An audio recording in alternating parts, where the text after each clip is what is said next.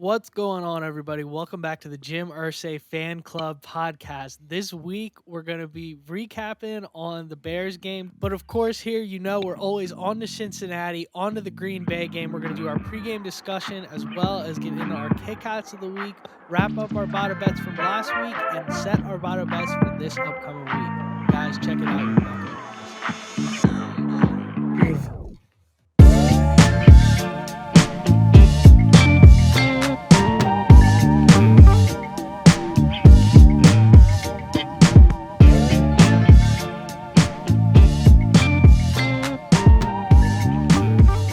Pop, how you doing, man? Doing good, doing good. Got NBA season starts. Got the Wiz starting tomorrow night. Yes, Nice. sir. Yes, sir. Who got you that whiz zip up there? That's pretty sharp. My wonderful son. Yes, he did. Yes, he did. Never missed. Never missed on a holiday. Makes it easy when we're all sports fans, but yeah, so before we start, let's hit the elephant in the room. If you guys want to know how we feel about the whole Snyder situation, just check out the intro. We said it. There's no right now, it's all just kind of conjecture, and every DC sports media outlet is going to be blowing you up about what's going on with that. So we're not going to even bother with it. It's not worth us wasting your time on it. We don't think. All We're just going to football, talk all the football over time here. until there's real news to talk about. Say that one more time for the people in the back, Pop. All football, all the time until there's real news to talk about. We'll celebrate with the rest of you if something actually happens. I will fly home for the parade. I'll tell you that much. And I'm on 24/7 emergency pod notice, but we'll get there when we get there. Let's not count our chickens before they hatch. Let's get right into speaking of parades. What an absolutely triumphant franchise-changing victory over the Chicago Bears last A Thursday win is night. a win, son. Win is A a win win. is a win, and man, they all count the same in the column at the end of the day, and that's the kind of thing you got to tell yourself after that game. That was an ugly one. We're just going to get into our awards for completion's sake. We're not going to talk much about the game. You guys saw it. You've agonized over it for a week now. We don't need to talk any more about it. So let's just start off with our sauce award, who hopefully the recipient of many more sauce awards, Mr. Brian Robinson, had the only touchdown in the game, got his first real start as a lead back. That story just continues to get cooler and cooler. Reports are that Antonio Gibson's going to become more of a change of pace back, and Brian Robinson is expected to kind of be the workhorse in Washington going forward. So, congrats to you. Won the Sauce Award this week, and you also won the starting job. So, that's pretty badass. Um, Helmet stickers, we're going to go across the defensive line. We're going to give John Allen one. Or no, we're just going to give it to John Allen. John Allen balled out. He looked like his old self. The whole defensive line played well, but John Allen was really kind of First career interception. at the core of that. First career pick, great pull pop. After the header from Yeah. Was yeah. it F.A. Obata had the F.A. header, right? Bada, There you go. going back to his soccer roots. Yeah, it was funny. He said something about that in the post game as well. But yeah, John Allen with the pick. Definitely sauce award there in the or sorry, helmet sticker there. And then we're gonna go Benjamin St. Juiced for the other helmet sticker. And we're gonna give Antonio Gibson, we continue to just commend how great he's been in the way everything's been changing and just how much of a class act he's been. And he really provided a spark in the third quarter in a game that really did not have many sparks. So we needed that. Need to see more of AG.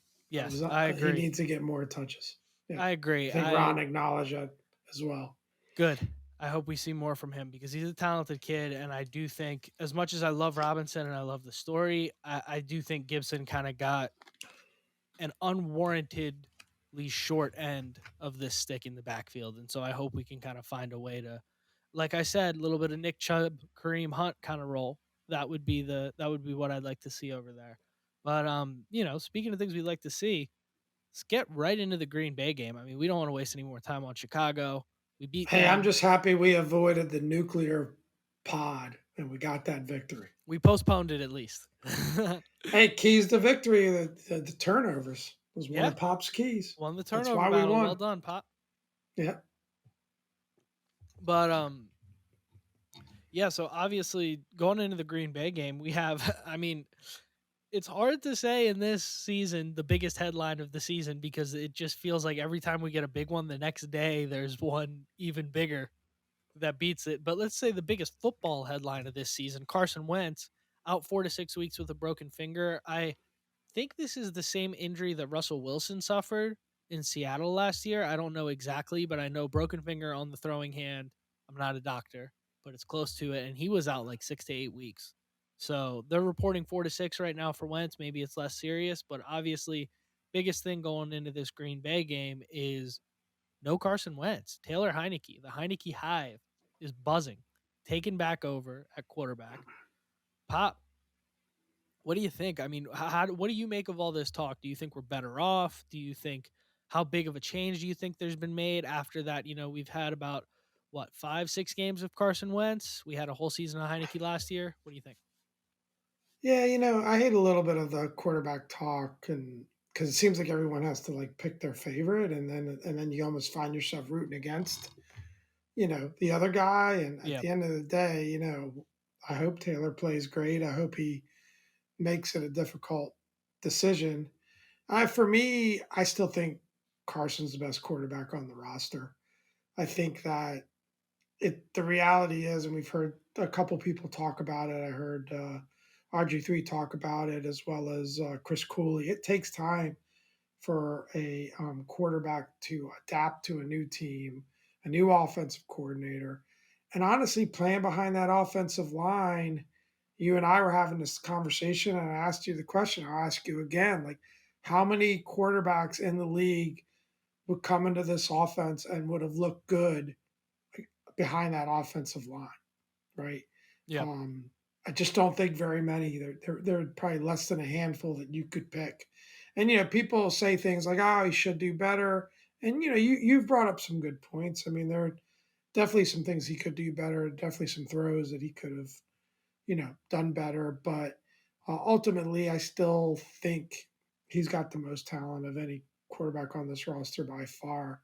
Having said that, thinking back on last season, Heineke had a good run. We went on that 4 game winning streak. You and I were in Vegas and we saw that game. And yep, after that game, we talked about how great he played. I mean, he had his moments, and the things that went tilt last season really weren't on Taylor as much as just all the COVID stuff that hit and all the players that went out. But, he still was a 7-8 quarterback. And we still had a couple wins that were very Chicago esque last year, yeah, where you ended that game going, man, he didn't play well. And it's a miracle we won. We didn't win it because of him. So, I was happy to move on from Taylor. Maybe he'll show us something, more this season, But ultimately, I'm rooting for the kid. I hope he does great. I hope he does make the decision tough once Carson's back, because that would mean he's playing really well. We got a bunch of W's with him. So yeah. I mean, I think there's a lot of different scenarios. Let's look at the 4 weeks. If you end up by some miracle coming out of these 4 weeks, 3-1, I don't think there's any way you can look back. I think you have to say the team found something and we stick with it. And I also don't think Wentz is going to only be out for 4 weeks. I think broken finger on his throwing hand.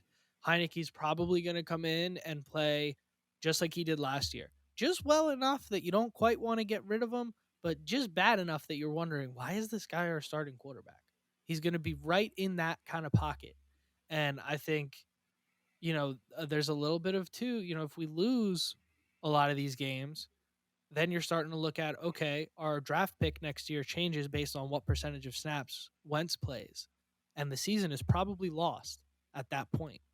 Maybe you want to see what you got in Howell, see what's going on. If not for this administration, maybe the next one, or you got to see what you've got coming down the pike. So I'd say the odds that we see Wentz again this year are lower than the average person is expecting. Um, for yeah, those I get reasons. I get a very different vibe, and I actually kind of agree with the vibe that I get. I think the team, one of the reasons they're even hesitating to put him on injured reserve is that I think they want to play Carson and actually see what they have in him. Yeah, And as far as the whole 70% thing. I mean, you can do that at the end of the season. The season's over and there's 2 games left. You bench him and you play the young kid and you just say, hey, we want to see the young kid. It's not that, got anything against you. They can manage that situation towards the end of the season because he's already going to miss, according to Dr. Dom, at least 4 games, probably more than that. So you're going to be, if he misses 6 games, you're already at the 70%. You don't have to worry about it anymore. Yeah, And I think what the team's thinking is that we need to find out if this guy's worth keeping around. Granted, it'd have to be at a restructured contract, but if you can have a vet in there, even if he's not your franchise guy, that can add, that can, and what are their true thoughts, about, you know, um, what they have on the roster there. I mean, is Sam Howell potentially the quarterback of the future that people think he might be? Then maybe having that bridge would be good. So I think they're. I don't think they think it's the last time we're going to see Carson this season. it's interesting. I really I don't. think I think this scenario where we're going to see Wentz again. I don't want to spend a ton more time on this, but I think that No, if you look at our schedule in the next 4 games, we've got Green Bay, Indy, Minnesota, Philly, which is that Monday night game at Lincoln. So it's a tough schedule. that is a tough 4 games. I mean, that is a Yeah, very. I think you'd be looking at. You would, even if Wentz was healthy, you'd be thinking that we're lucky to pull one, maybe two out of those. Indy seemed beatable, and then they went and did what they did in Jacksonville, and all of a sudden you go, well, if Pittman is healthy, especially Jonathan Taylor coming back healthy, what are we going to do over there? Um, Minnesota 5-1, Green Bay, tough loss to New York, but good team. Philly, obviously the best team in the NFL right now. Um, so you're looking at those 4 games and you're going, okay, I think the only way, in my opinion, I think the only way it makes sense for us to see Wentz again is if we come out of those 4 games and we're like 2-2 coming out of those four, and Heineke like really did not play well. And we're only 2-2 because we got some lucky breaks on the defense or something like that. Like, but here's my and then we point we is say, that okay, maybe we have the upgrade and we got to play for this season. I but here's understand my that mentality, right? but here's my point is this, right? You have to make sure that Hal's ready, I agree. right? That And I agree with these 100%. look at the end of the day, as much as we get down on the coaching staff, they're professional coaches. Yep. And if they don't think he's ready or he's got more to learn, you can play him 2 or 3 games at the end of the season and get somewhat of an evaluation from him. To me, if that's the case, if we're at around 500, if we go 2-2 these next 4 games, it's not too bad. You're 4-6, you still got a chance. Yeah. And I could see that scenario with 2-2 or 3-3, depending on how many games he's out. I think you go back to Carson at that point. But we'll It's see. I going to mean, at the depend end on of the the day, performance, right? If we're 2 and at the end of the 2, day, I told you this before. I want to get wins. yep. There's one thing I hate is that everyone's in a rush to just predict what's going to happen the rest of the season. I want to get wins. I want to get into conversation. Um, I want to at least make it interesting, if nothing Yep. else. We've dug ourselves a hole. It's not going to be easy, but we'll see what happens. It's going to be interesting to watch no matter what. So let's, in the spirit of that, let's talk about, I think ultimately, like you said, it's impossible to predict, because are we 2-2 because our defense only holds them to 3 points and we only score field goals, or are we 2-2 because Heineke's leading 56-point performances? It's impossible to predict. So I think, in the spirit of what Exactly. you're saying, in the spirit of rooting for the name on the front of the jersey and not the back, let's move on. Let's briefly, I just want to touch on some positive things that maybe Heineke can bring to the table that hopefully can generate a spark. I think his ability to get outside the pocket and to save plays with the offensive line that we have, I think that will work to his advantage. And I think that will work to the team's advantage as a whole. Wentz didn't display a ton of mobility. He's going to be able to get outside, extend plays, maybe save things. He obviously knows the offense very well, just has more time with it than Wentz.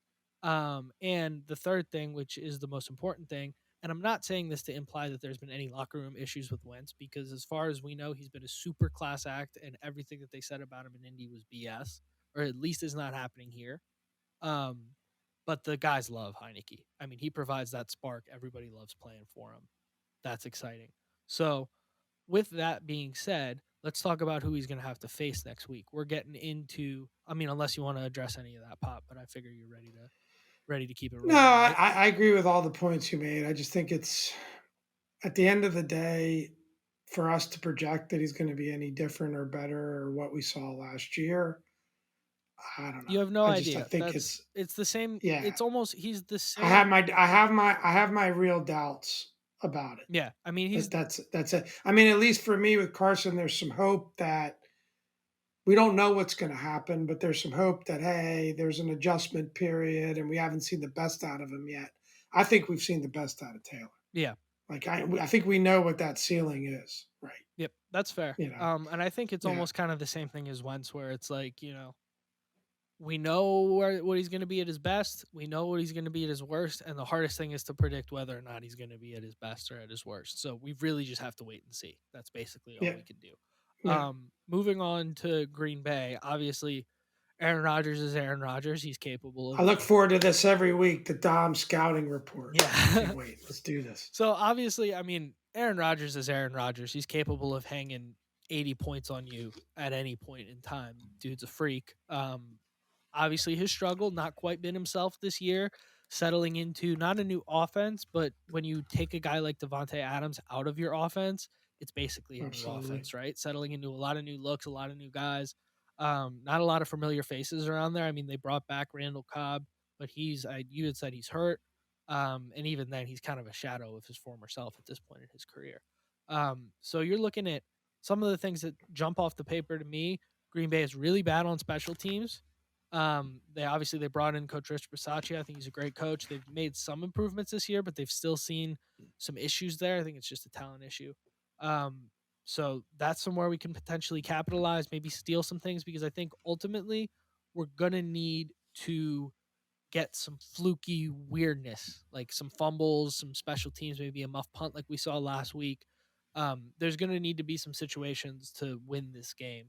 We'll talk about that more in the keys, but special teams is a place hopefully we can capitalize because I think we've been at least pretty good on coverage. Maybe not as great on returns, but that's an option. And I think the other thing that we really need to watch out for is Jair Alexander is one of the best cornerbacks in the NFL. He's been great. Um, and obviously, backup quarterback coming in, he's going to be probably just locking down Terry. So, can guys like Curtis step up? We're going to have to maybe some Cam Sims action. We're going to have to take a look at that. Otherwise, not much weapons wise. Aaron Jones, again, is another guy who just could take the game into his own hands at any point, talent wise. Um, so I'm not super concerned about Rodgers throwing on us a ton, which might sound stupid, but just the receiver talent is not there in Green Bay. So definitely looking for Aaron Jones and for Robert Tunyon on the offensive side of the ball. But otherwise, I mean, this is not one of the more talented Green Bay teams we faced. No, And I think even no, they got a really good of defense. course, they do. Their defense has improved a lot, but I mean, if you look at the Green Bay game last year, we were pretty close. I mean, it was one of those games where if you just look at the score, it was bad. But if you look at like some of the stuff that happened, like Heineke took that dive like just like a yard short of the goal line or something like that, just Right. by accident. Um, you look at some of those situations and you think, okay, we might have had a pretty different game last year if we could get some things Yeah, going. get in the end zone this time, Taylor, Yeah, I please. don't think he's gonna make that mistake again. I hope not. Um, I might have to change one of my keys to the game. But so now, I mean, why don't you just get right into it, Pop? Now that I've given you the scouting report, you've had some time to think about it. What are some things that pop to you, jump off the screen? How do you feel about what your top three keys to the game are for next week? so I think it's pressure Aaron Rodgers. I think if we can get to him, we can pressure him. We can get him frustrated because you said it. The receiver core is not great. I like to see more of AG. I want to see AG get more involved, whether it's in the pass game or mixing in some runs with him. I thought he was the best back on the field last week for the Commanders. So I want to see more of Antonio Gibson. I've got to win the turnover battle. Repeat from last week, but it was a formula for victory, even though it was an ugly victory. Because we got those turnovers, we won the game. So those are my three keys. Awesome, awesome. I love that. I think those are really all really strong. My keys are pretty similar. I'm going to go through them in rapid fire fashion like you did yours as well here. Number one is going to be keep Aaron Rodgers in the pocket. This is a guy who's famous for being able to get outside the pocket, extend plays, burn people. Obviously, we've had concerns in the secondary.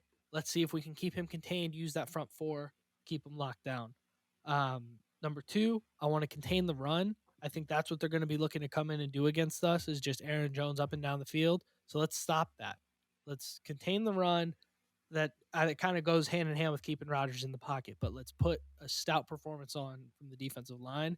And then number three is I want to win the battle in special teams because I think that's a weakness of this team. We saw it in the playoffs last year. We saw it last week against the Jets. That is a weakness of this team that is very capitalizable by us. So I would like to, if that's a word, I don't really, I kind of pulled that one out. But I think we got to I got let's you. capitalize on their weakness on special teams. I mean, I'm not predicting Dax Milne to rip one off, but maybe we can block a punt or something like that. Maybe DeAndre Carter would have. The Dax Milne shuffle. Dax Milne catches left, right, left, and then his feet up in the air. Uh, but yeah, so those would be my three keys again, just for quickness sake. I want to keep Rodgers in the pocket. I want to contain the run, and I want to capitalize on special teams errors made by Green Bay. I like it. I like it. Changing it up. I think, one thing I was thinking about, one of the reasons I made one of my keys pressure Rogers is I don't think he uses, he's getting older. Yeah, I don't think he uses his legs. And, one of my points about not to go back because we promised ourselves we wouldn't do that, but about Carson is similar things that what we're seeing with Rogers and even with Brady. When that offensive line, and that offensive line is a weakness in Green yep, Bay. And I kind of feel like I don't want to get overly optimistic here, but their weaknesses set up to our strengths. The fact they got a weaker offensive line, they depend on the run game. We've been really good at stopping the run game. And I think that, you know, Rodgers at this point in his career is a bit more of a stationary target. He's not going to try to run as much. So I think rattling him and getting to him, could build that frustration up, and hopefully, work to our advantage. I think us scoring on their defense is where I'm most worried. yeah. You know, I mean, that's where I'm most worried. Taylor Is Heineke. it going to be another one of those games where our defense steps up and plays well, but we just give them too many opportunities to get back on the field, and eventually, they break a big play. Yeah, I mean You know, that's the epitome of this matchup. I think ultimately you're looking at Taylor Heineke and a guy that is known to make an errant throw from time to time. Maybe doesn't have the arm strength to make some of the really tight windows or to get the ball down the field. And you're looking at him throwing to Jair Alexander, so definitely a concern there. But about ready to move on if you are. Let's go yep, ahead and get into our kickass of the week, which, funnily enough, also related to the Green Bay Packers. I love this one. Yeah, this is good. So this is a little bit different meaning of kickass. Not quite how we've used it in the past. It's been more of a WTF kind of context previously, but we're kind of moving away from that here. This is more like a kickoff. Look at this guy. Like this is more like a funny This kid's got some what Paulinas. This what is kid's got going some on? Yeah. Paulinas. It's got some Polinas on him for sure. And this is in regards to obviously Sauce Garner walking around with the cheese head in his Love it. post game strut Love after it. balling out. I mean, he is living up to that draft capital for sure. That boy is a beast.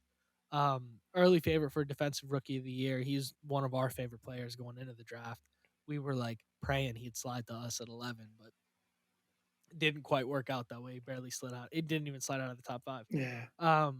But yeah, just such an awesome moment. Him strutting around like that, getting his young career started off. I mean, that's so cool. I Yeah, love it. I really, think it's really so funny. badass. It's one of those where you see, like you said, the different meaning. Just kick cots, man. A kid's got some guts, and yeah, it was fun. It even seemed like the Green Bay fans, took it in the spirit it was intended. It was a funny moment. Hopefully, Dominic can weave in the video here, but yeah, very funny. And I guess it was Alan Lazard as they're going through the tunnel. popped it off his head and really took the Yeah. cheese head back from Sauce Gardner. But hey, anytime we can work in a little Sauce Gardner, little Sugo, he kind of inspired our Sauce Award idea. I'm all for it. What a Yeah, I great mean, he player. even and yeah, just phenomenal player down there. I gotta, we got some Jets fans, a Jet fan in the family, and that's kind of inspired me to. It was never a team I cared about prior, and now I'm kind of always if I see him doing well, I'm like, he must be happy. So I'm always kind of pulling for them a little bit, and yeah, man, Sauce Gardner's a beast. Great That is player. a good So football hopefully player right Benjamin there. St. Juice can get a little inspiration from the dominance we saw there and keep rising.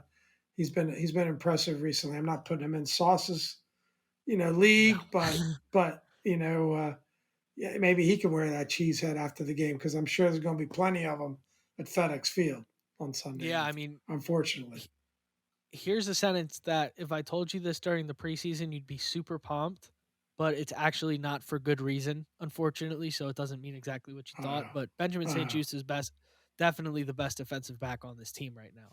And unfortunately, it's because Kendall Fuller and Will Jackson have not quite lived up to expectation, but that doesn't take anything away from how well he's been playing. So hopefully he's rocking around with the cheesehead next week. Who knows? Maybe we show up with them on if yep, he's rolling around with them. yep. I mean, Amazon Prime these days, you could do If we anything get that with W, the maybe thanks to the I'll potential just future get an owner of this American football slice team. of cheese and just lay it over the nugget here. Hey man, the potential future owner of this football team ships almost everything on 2-day shipping. So I'm pretty sure we could get our hands on him if we needed to. Might be That's a right. good use of $30. But anyways, let's get into our bottom bets. Eventful week last week for sure. So we started with the Bears and the Commanders game, of course, Thursday night. I swore off betting on the Commanders, but national game, we had to do it. We both won there. There were no points exchanged, and the Commanders got a W. So hey, all good in my book. Happy about that. Sunday, Ravens -5 at the Giants. I took the Giants. Pop hates. Dad told me off air he thinks the Giants are the worst football team in the history of the NFL. No, I And just Brad said they're the Dayball's a most. fraud. They're the worst 5-1 team in the history of the NFL. I I think that agree. they are going to come back to the mean, but that's a different topic for a different day. It's a different discussion. I think they're the They best were coach very team in the league right unimpressive now. that day. They got super fortunate that Lamar disappointed on multiple fronts for me personally. For me personally, because he's my fantasy quarterback as well. You I'm got the just gonna dub. keep this up. You got the dub. You have a love for the Giants. You disgrace me, son. Giants have been making me money All this right. year, man. Giants are It cooking for pains me to me. say that, but I'm very disappointed in you. I don't love the Giants. I love winning bets. All I got to And hear so about is far the Dable. Giants are winning me Dable. bets. Text after test. What a great coach. Dable's Dable. legit. Dable. Dable. But get God's a Dable. I don't care about Dable. Anyway, move on. All right, moving on. Bills Chiefs. Chiefs were 3-point favorites at home. We both took that and we both took the loss Mm, on that one. thought we had Tight that one. game. Just great game. Was watching that on the plane back into town with my girlfriend and just yeah, great football game. Tough loss for both of us there. We both took the Eagles against the Cowboys. Got a win there. And then Monday night, Broncos and Chargers. I think we both took the Chargers and we both lost. Yeah. So, hey, I've learned my lesson. I'm betting with the Giants and the Broncos this year because you know what? When I've went with those teams, neither of them have burnt me. So let's see. I don't know if they're coming up in the slate. I haven't even looked at it yet. I don't think. No, we don't have either of those teams. So All right. I'm On to riding by the seat of my Cincinnati. pants here. On to Cincinnati, week 7 games. Thursday night, we got the Saints at the Cardinals. Cardinals are 1.5 point favorites. Pop, who do you like there? Yeah, I like that line with the Cardinals at home. I'll take the Cardinals with giving 1.5. Yeah, I'm gonna go with that as well. I think shout out to JP Finley. He talks about home dogs under the lights. You always take the points. So I'm going with that one there too. I also just think, Kyler Murray, DeAndre Hopkins should be back this week. And Kyler has something to prove. Meanwhile, Andy Dalton's on the other side of that football. So I like the Cardinals there. Sunday, we got the Browns at the Ravens. Ravens are 6.5 point favorites. What do you think, Pop? Too many points. I think it's a rivalry game, and Ravens just seem to be playing tight games all around. So I think it'll be another one of those like the Cincinnati game where the Ravens win, but the Browns cover. So I'm going to take the Browns. I think both the Browns win and cover, of course, by winning. So I'm going to go with Cleveland there. Baltimore is just a little bit of a rough situation. But Sunday, Chiefs -3 at the 49ers. Pop, Chiefs. Thought about 3 point this one. favorites They burnt on the me last road. week, but I'm going to go with the Chiefs. I haven't lost betting on San Fran yet this year, so I'm taking the Niners. I think that defense is serious. I don't know what Bosa's status is. I know he was out last week. Hopefully he can make it back. I should probably know that before I bet on them, but I'm going to go with the 49ers. 49ers at home, getting points, system pick.